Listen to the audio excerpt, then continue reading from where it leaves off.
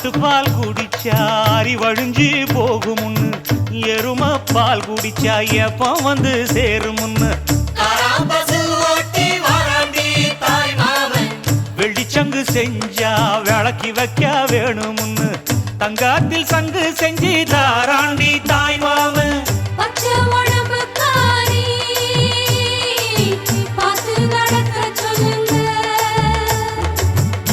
எறும்பு அண்டாம எட்டி இருக்க சொல்லு மச்சான ஈர துணி கட்டி இருக்க சொல்லு